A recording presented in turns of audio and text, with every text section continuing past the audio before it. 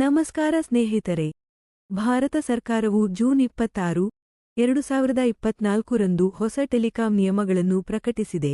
ಈ ಹೊಸ ನಿಯಮಗಳು ಟೆಲಿಕಾಂ ಇಂಡಸ್ಟ್ರಿಯಲ್ಲಿ ಅಕ್ರಮವಾಗಿ ಹೆಚ್ಚು ಸಿಮ್ಕಾರ್ಡ್ಗಳನ್ನು ಬಳಸುವುದನ್ನು ನಿಯಂತ್ರಿಸಲು ಸಿದ್ಧವಾಗಿವೆ. ಹೌದು, ಹೊಸ ನಿಯಮಗಳ ಪ್ರಕಾರ ಒಂದು ವ್ಯಕ್ತಿ ತನ್ನ ಹೆಸರಿನಲ್ಲಿ ಹೆಚ್ಚುಗೈಯಲು 2ಕ್ಕಿಂತ ಹೆಚ್ಚ ಸಿಮ್ಕಾರ್ಡ್ಗಳನ್ನು ಅಕ್ರಮವಾಗಿ ಬಳಸುವುದು ಅಪರಾಧವಾಗಿದೆ. ಉದಾಹರಣೆಗೆ, ಜಮ್ಮು ಮತ್ತು ಕಾಶ್ಮೀರದಲ್ಲಿ ಒಬ್ಬ ವ್ಯಕ್ತಿ ತನ್ನ ಗುರುತಿನ ಪ್ರಮಾಣಪತ್ರದ ಆಧಾರದ ಮೇಲೆ 6 ಸಿಮ್ಕಾರ್ಡ್ಗಳನ್ನು ಮಾತ್ರ ಹೊಂದಬಹುದು. ರೆಡ್ಗಳನ್ನು ಮಾತ್ರ ಹೊಂದಬಹುದು.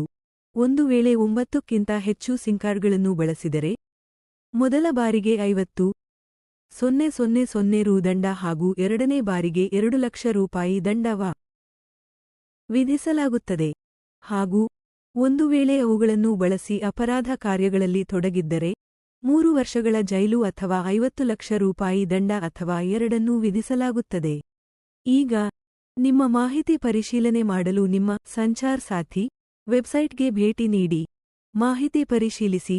ನಾವು ನಮ್ಮ ಡೇಟಾವನ್ನು ತಕ್ಷಣವೇ ಪರಿಶೀಲಿಸಬೇಕು.